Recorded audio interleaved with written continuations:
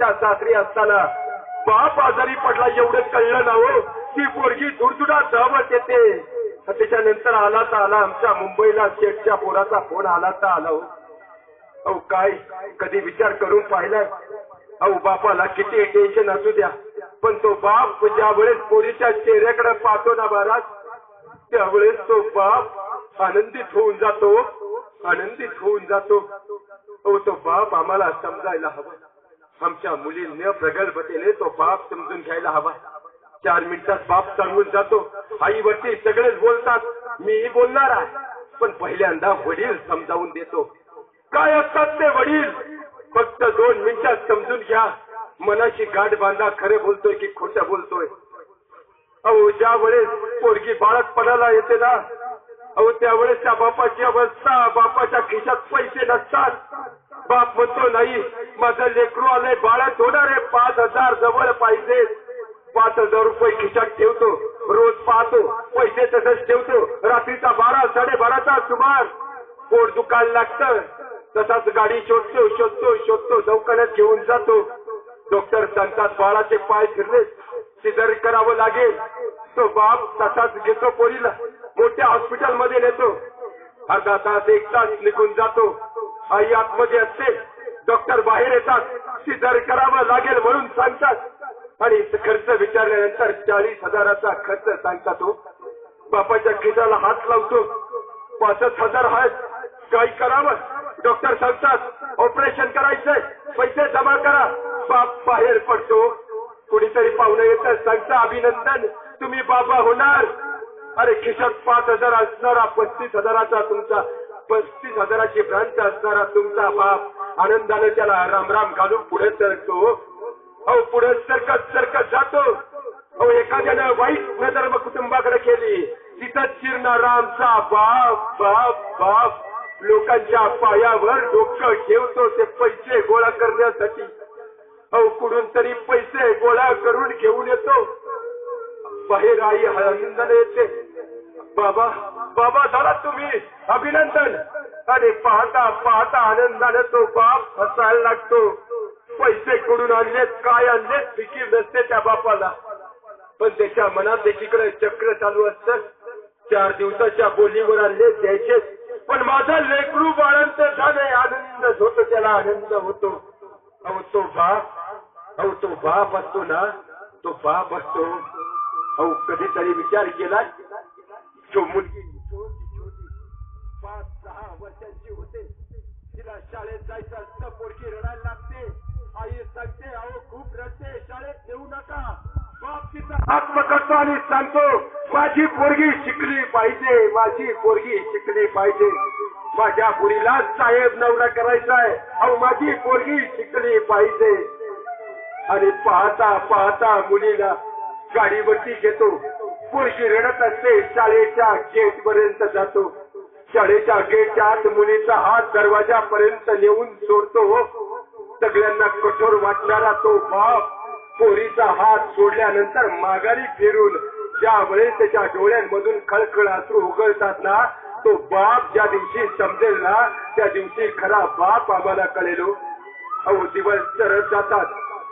पोरीला ज्या वेळेस कपडा लत्ता साऱ्या गोष्टी पोरापेक्षा तो बापच आनंदाने घेत असतो.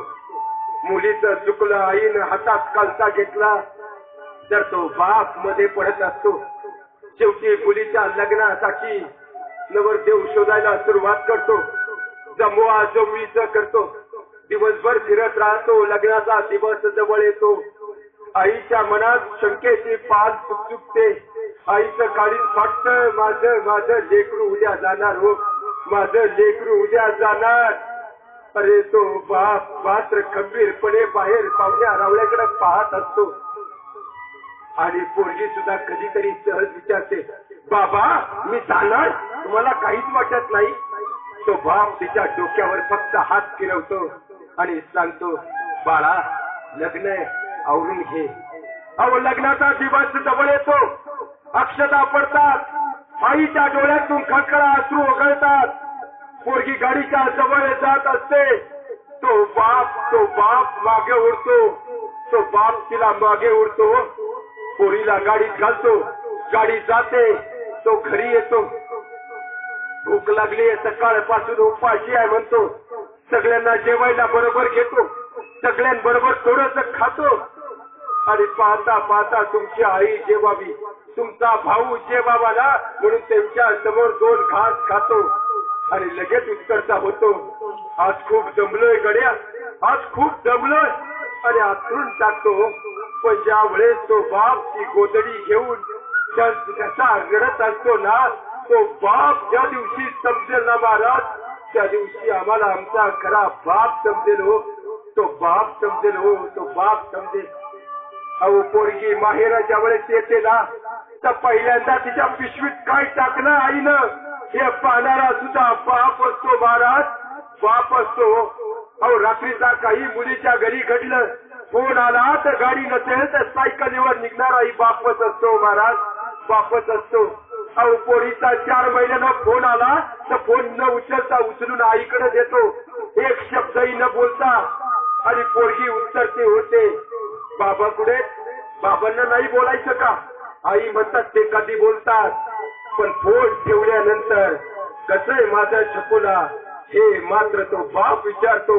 तो बाप ज्या दिवशी समजला हो, त्या दिवशी खरा जीवन आम्हाला समजेल, आमचा बाप आम्हाला समजेल.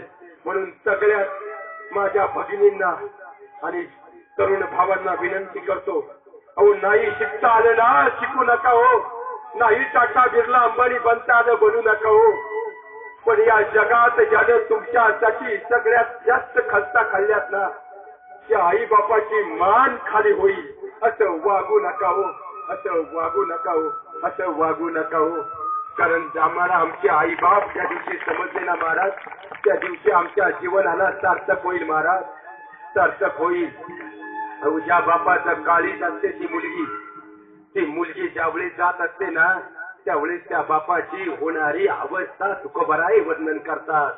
कन्या सासरांनी जाये मागे परतून पाहे, सैते झाले माझ्या जीवा किंवा भेटत दिखे सेवा. याला दुसरं प्रमाण देताना तुकोबराई सांगतात, अरे देवा, या जगताच्या पाठीवर ब्रह्मांड असणारी ती म्हणजे आई.